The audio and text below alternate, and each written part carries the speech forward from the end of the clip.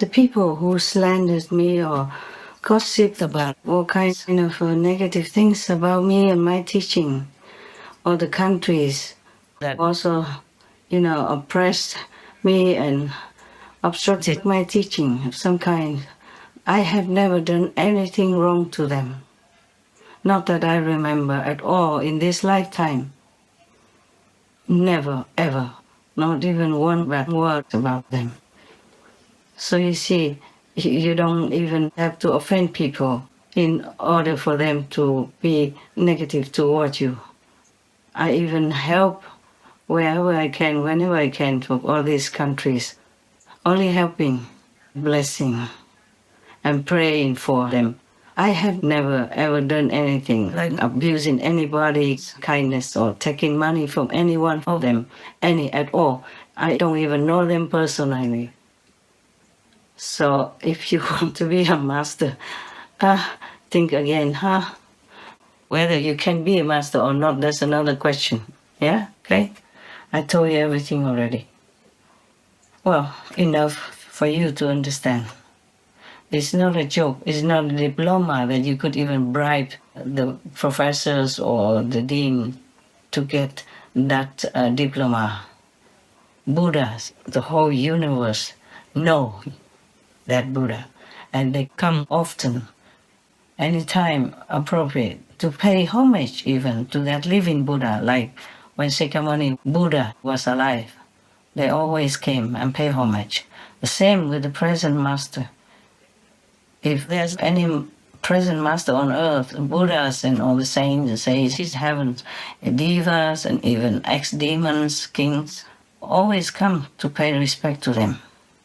If you can see all that, if you can receive all that, and if all the Buddhas tell you that you are Buddha and pay respect to you, then you are Buddha.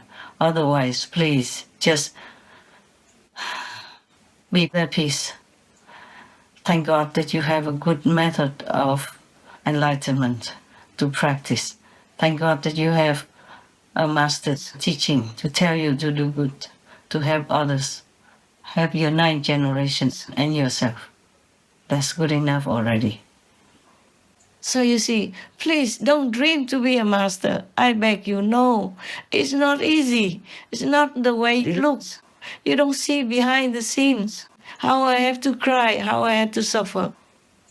Being a master, not to talk about Maitreya Buddha as a master or higher master.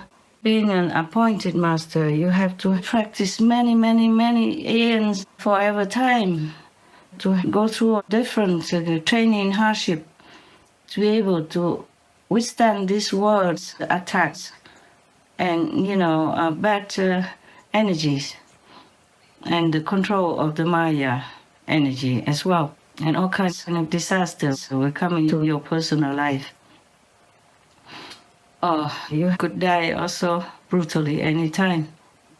Thus you accumulate, being worthy to be given tremendous power to help others and also to balance your own life, or else you can last long if you're not prepared.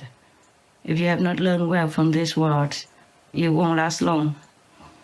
And now, even being a master already appointed and given power, you still need to know that suffering is at every step you walk.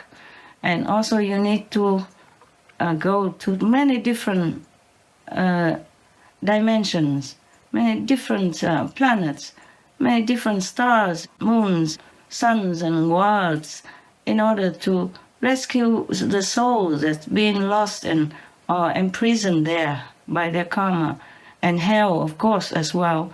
And also you need to be able to have the power and use it to go to different worlds, different dimensions, different levels for negotiation and sacrifice as well.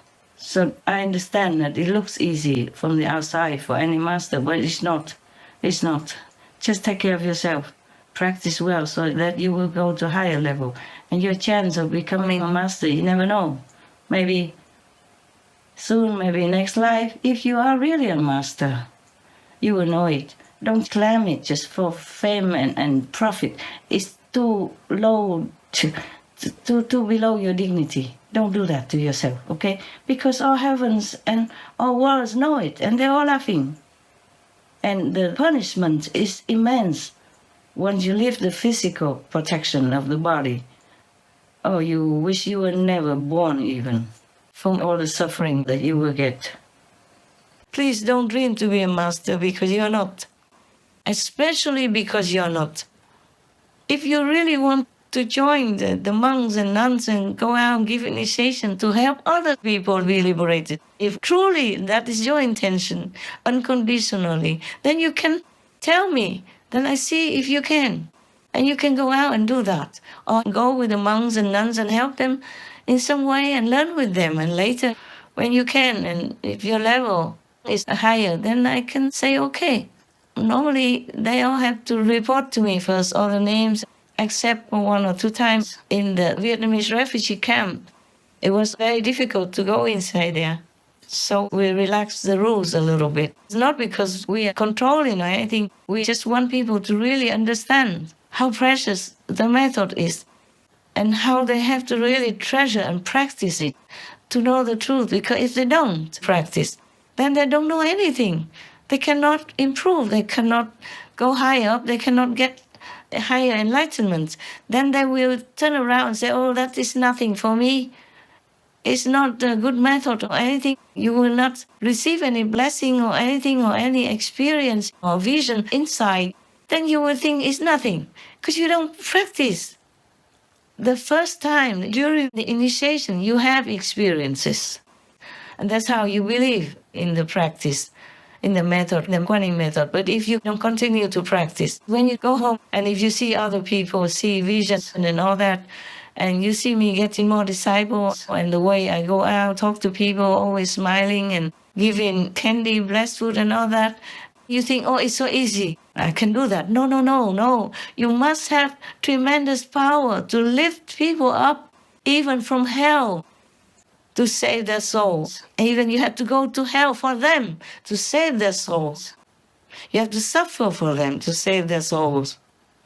Because some souls are so wired in a quagmire of illusion and wrong concepts and the terrible burden of karma, of killing, of abortion, of all kinds of things that you cannot imagine people have if you see them from outside. Even some monks, not to talk about normal people, they look just normal. They talk sweet and honey. They don't show you their true self until somehow the karma makes them exposed. And then you still can't believe it. You say, no, not this one. No, he talks so nicely and he knows sutras. He talks about Buddhist teachings. He cannot be that bad. No, you can never know. The thing is, you can never know. So you just have to pray. Take care that you are good and pure. You never know who is who. You never know. There was a Buddha. His name was Chikong Buddha. He carried a kind of a gourd that people used to drink wine in the ancient times. And he kept drinking from it. Maybe it's real wine inside, but he never really drank. So people scolded him and all kinds of things. He never drank. He never ate animal people meat, even though it looked like that. He didn't eat real animal people meat. Nowadays, you can eat like a leg of vegan chicken. It looks like a leg of chicken person. You can eat the whole vegan chicken, which looks like the whole chicken person, but it's not. Maybe in those times, they also make similar things. Therefore, they say the Buddha even ate pig people's feet. He never did. No. He even say whoever eats animal people meat is not his disciple. You all know that. But nowadays, people just don't care about that. In the beginning, Buddha allowed it because some people just came in and didn't know anything. So the Buddha said, if you have to eat animal people meat, then you eat this kind of less karma meat, no karma meat, like already dead on the street or die a natural death. Or somebody killed them, but not for you personally. And you don't hear the cry of the animal people when they're killed.